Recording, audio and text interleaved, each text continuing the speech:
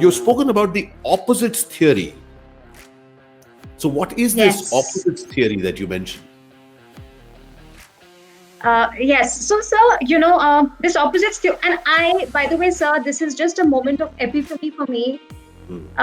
This analysis you just drew out of what I said about the domino effect that I had, which was, of course, excruciatingly painful and tragic.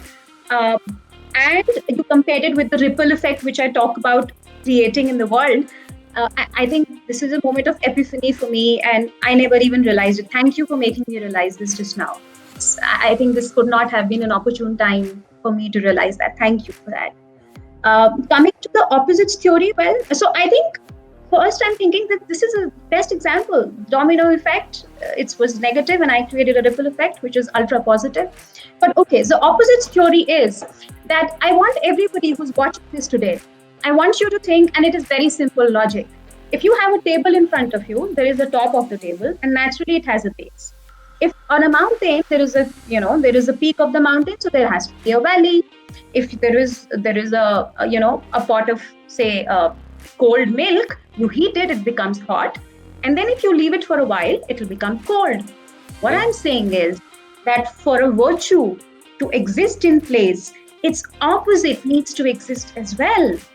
So what I'm talking to the conclusion is that if any one of you is facing any crisis in your life, you have immense amount of pain, copious amount of pain in your life, things are not going right, believe you me, there is something extremely great for you in store, because that's the wheel of life. That has to happen.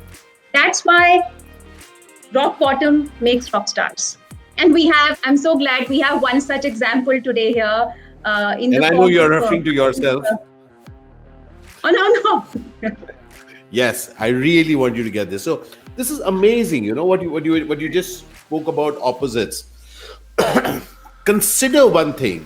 What is it that you are resisting?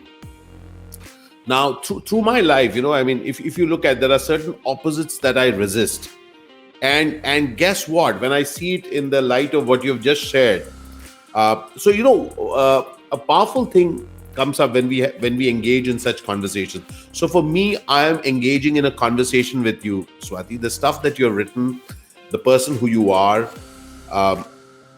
What interests me is that the ticking mind which is bringing it on. As we are sharing with one another, we are creating some self-discoveries for each other and for people who may be watching it.